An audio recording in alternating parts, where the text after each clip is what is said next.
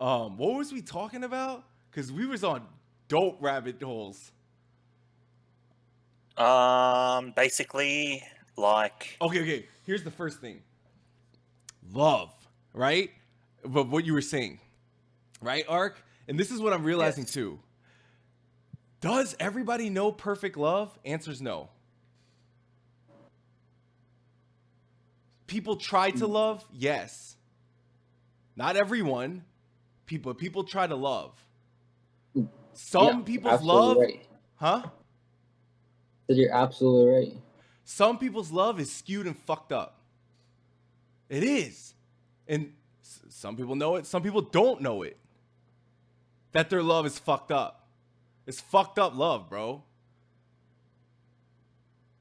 And so what am I saying? As a human being, it's RNG.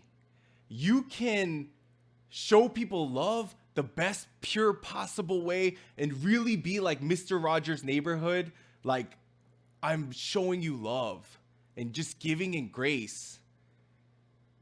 People still can fuck you over and still take it wrong, like, nah, that's manipulation right there. Right, Ark? definitely. That's true. With your story with the teacher and all that, you showed genuine love. And you thought, just like me, you thought if I keep showing this genuine, pure, authentic love, nothing but good is going to return. Exactly. That's not true though. And we figured Nope. that out. Hard way, but surely. And that's dope you're communicating that, bro. Cause that is some deep shit. Yeah, That's some real shit. But that's also real life. That's that's sad as well too, if you think about it. it is.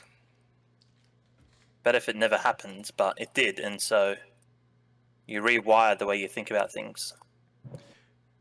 Yes, I mean, but go ahead, Brian. I guess that's part of the love, getting hurt or learning what happened, right? You guys think? Yeah, for sure.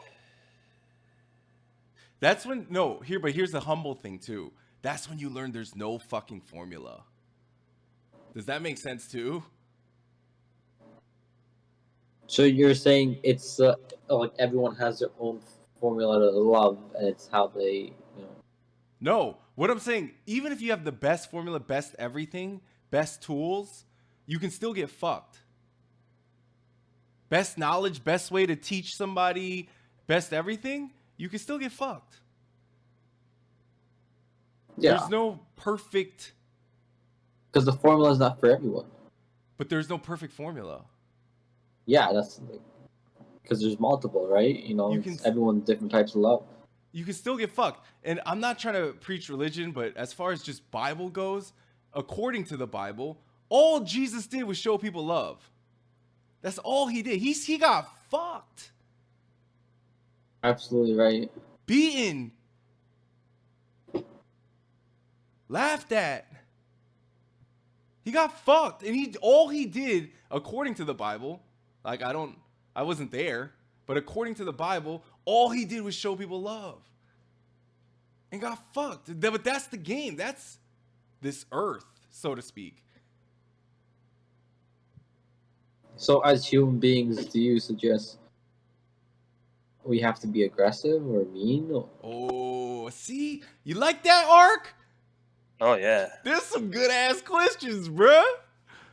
Because okay, I remember long ago you said women, in a sense, are born with value, and then I've heard I can't Wow. remember this guy's name top of my head, but he's like men have to be monsters at times to get things. Woo! Ark, you want to answer that one or what? Where do you want me to go? Yeah, it's actually I can resonate with that one for sure. What I told. So, do you mind if I just go over the story a little briefly, for All yours. Brian's sake? All yours. Floor. Yeah. So, like, I teach for a living, and I teach in a secondary school, And the kind of environment we have in that school, because I've been, this is like my 6th year in that school, is we're like a family. Like we really are. Everybody, like we get along outside the school.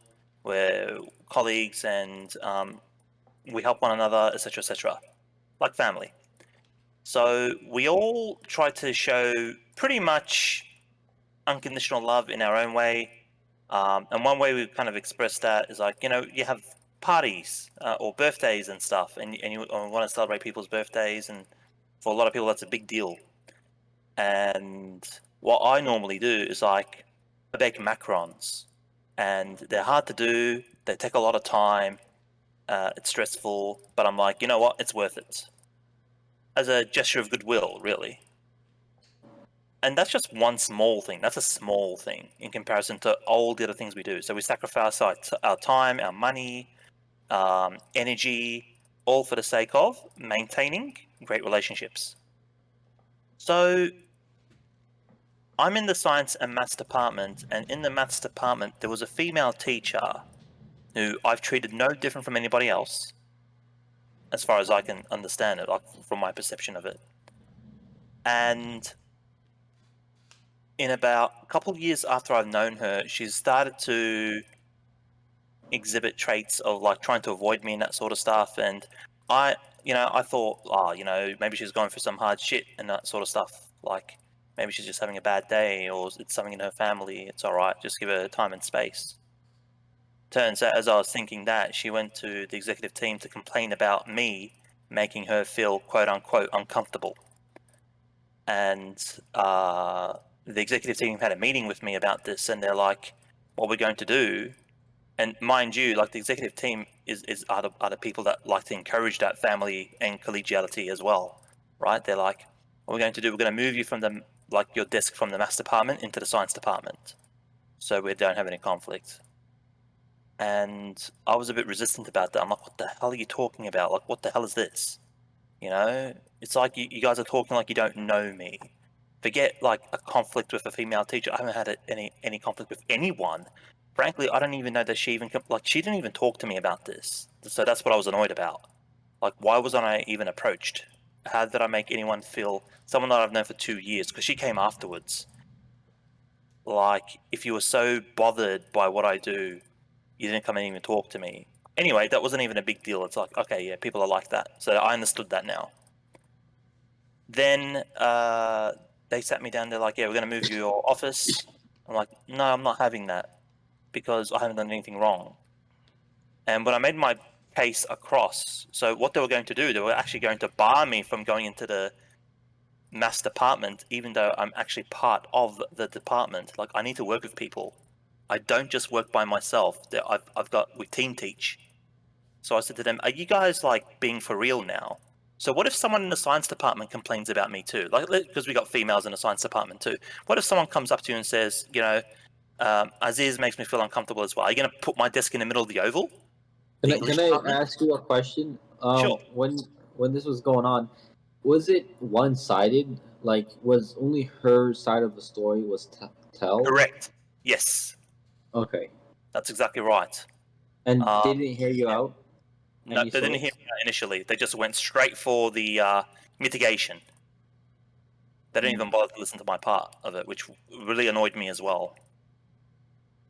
You had no that's say. the problem, Yeah. Yeah, I didn't mean to interrupt. I'm sorry. No, you're all good. I'll cut it shorter because I pretty much said most of it anyway. And so basically, I was in that mode of thinking, like, why did I go through all of that with my good intention and goodwill? Which is what the meeting was about too. They were telling me, like, Aziz, you need to see the good in people. And I'm like, you say that to me, but maybe you should tell her that because she clearly didn't see the good in me. Like, she thought I was a problem. And afterwards, I was reminiscing about this, and I'm like, you do all this sort of stuff, and then you get one person who ruins it, and it kind of starts to change the way you think. And that's kind of what I was talking about with Trunks. But then you got people on the other side who are like, nah, don't worry about it. Like, it's just her. You keep doing you. You pull yourself together. You keep being Aziz. You pull through. And that really did help. I think if it wasn't for them, I would have gone down a different path. maybe like a nihilistic one. And so that's what I keep telling Trunks every time we have a Discord situation. It's like, nah, don't worry about it. Just go with the flow. That's where my trait came from, what I built upon. It's like, nah, everything is inconsequential in that regard. Like, you just keep doing you keep moving forward. Be true to your convictions. Don't let one person ruin your day or ruin your life even. And so the other thing is, like, I had to literally had to fight back to get my spot back into the science department, because that's where my office originally was. And we were talking about that, like a monster that bears your teeth, right? I know Yep. that if I didn't fight back, my office was going to be in a different place. I know that. That's guaranteed. So yes, sometimes you do have to be a little bit nasty, because what I told the executive team after that, like, we had an aftermath meeting about this, and I'm like, you know what the problem is here? Like, I think I'm a bit too respectful. That's exactly what I said. I think I'm a bit too respectful, and I respect everybody, and I see the good in people, contrary to what you guys say. And you know what's happened? I think it's a supply and demand. It's an economic problem. Because the more I gave my respect to people, sometimes even undeservedly, the less value it had. And so over a long period of time, what happens is that respect I'm giving to people Used. is you got to increase the dosage of it. They have so much supply and so little demand. No one's demanding my respect, but I'm giving it It's like anyway. taking for granted. Yeah, Right? it's taken for granted. And even though I'm increasing the amount of respect I have for people it has little to no value. So that's what I said. Like, my final closing sentence of that was, you want me to go to events, you want me to get along with people and stuff? Yeah, fine, I'll do that. But don't expect me to respect people the same way anymore. I'm only going to care about the people who've actually bothered to care about me. And that's what it came down to. And Yeah. new people that I meet, I'm going to give them the benefit of doubt. They haven't done anything wrong. I'm not going to paint everybody with the same brush. So But like, people I do know, uh-huh. yeah, people I People you do do know know. that have put me in that end, don't worry about them anymore. So what I'm hearing as far as communication is kind of like you gave an arm and a leg, and they didn't Yes, even want to give a fingernail. those are the words I used as well. Correct. That's love though, because you gave a Yeah. lot. Yeah.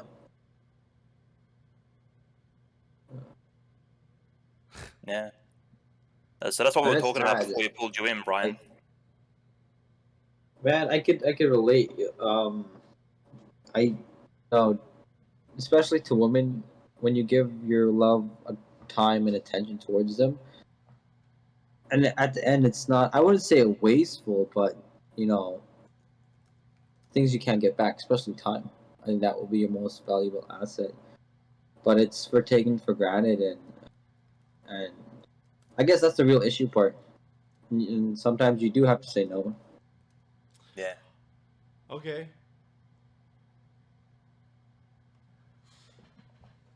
And Want to it know? sucks, Go ahead. Go ahead. like I'm sorry, they didn't even wanted to hear you out, which like it's disappointing at first. Like I feel like, especially when it comes to teachers, in a sense too, you guys are influencing young minds, right? This is important to have a good team, to teach in a good environment and everything too. And they won't even hear you out. And but I'm happy you got it at least resolved. Yeah, definitely. Yeah, but you can apply those same scenarios in almost everywhere or other workplaces too in life. Definitely. Yes. Okay. Um. So can we talk about the positive now? Yes. Yes. Because remember we were just talking about earlier, Archangel, like of the whole living life in appreciation mode, And I feel like Definitely. if you Yeah. can see positive in a lot of things, I feel like in life, if you can see the positive in a lot of shit, even heartbreak and bullshit in your life, it's easier to forgive and let go. Right? even And it's if you interesting like, you say that because that's kind of what happened in the end. Like at the start, it didn't last for too long, but I was pretty furious and aggravated with her in particular because it felt like a stab in the back, Okay. right? But now, like, and when I say this, like, this has been a while now. It's been like a couple of years. Like, I feel nothing but sympathy. It's like it's your loss now because this could have been very different. And I feel that she does have that remorse. She does express it, but it's like once a vase is broken, you try to piece it back together. It's a broken vase, you know. You'll never Yeah. restore it to its original. I could trust you and say that, like, no problem, all forgiven. But at the back of my head, I'm gonna be like, you're gonna pull something, aren't you? But that's not a problem anymore. Like, there's no conflict or anything like that, and I've managed to just move on with it. I did say I forgive and all that sort of shit, but yeah, you know. all right, So that's what you were saying, Jason. yes, sir. So this is what I'm trying to get at too, right? Is the positive thing is, and the reason why I feel like I can ask you guys is because Brian, in my opinion, you all about love, and you've also dealt with heartbreak and hurt. I know that. And then Ark, as far as love, I feel like you show love to people. Um, so in my opinion, you know love, so to speak. And this is where I'm trying to get at, right? Is what is the positive upside of heartbreak or getting fucked over? Right? At least through love. Right? Ark, you showed these people love. They fucked you over, didn't even give you a chance to talk, and you gave an arm and a leg and while they gave a fingernail. Is Yep. this? I feel like, because I don't want to tell even my kids, if I have kids, like, I don't even want to tell them, don't love hard. That's never going to be advice I ever give out. Like, don't love hard. And sometimes, like, you loved hard, Brian, and Ark, you loved hard too, just like me, and we got fucked over. At least once, we got fucked over. And this is what I feel like I'm learning, though, in this whole, like, walk. And I could be wrong. This is my theory. I'm not even saying this is truth in life. This is just my opinion / theory. Is I feel like the more you get fucked over, the more you love hard, the more you get heartbroken, the more you get whatever, you start to learn love. Learn it. And, you know, not everyone learns it on the first try. But you start to learn about love and what love is and how to love and all that. And the more you get heartbroken, the more you start learning more about love. And it's those heartbreaks and the whatever, and that people hurting you, even doing wrong to you when you did nothing wrong, that you start to learn different. What love is and who shows love. You know how, like, in the hood, they say this term, they say real recognize real. Liar can spot another liar. A thief can spot another thief. A person that shows love recognizes another person that shows love genuinely and authentically. Does that make sense? That's the value of what we went through. The value that we got, the positive, what we got, what we went through. We learned love, and then I found you, Brian. Like a guy that shows love to people, not trying to offend nobody, hurt nobody, harm nobody, only trying to help. Bro, I met you. You came on my radar. Same with you, Ark. Yeah. Story's not over, number one. We're still alive. And then number two, this is how I think to make me, like, forgive, be at peace, and let go.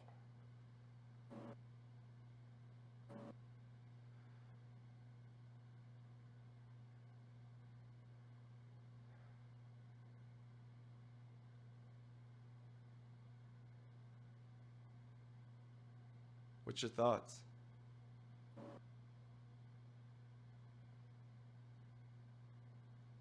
We recognized each other by showing love to others. Yeah, definitely.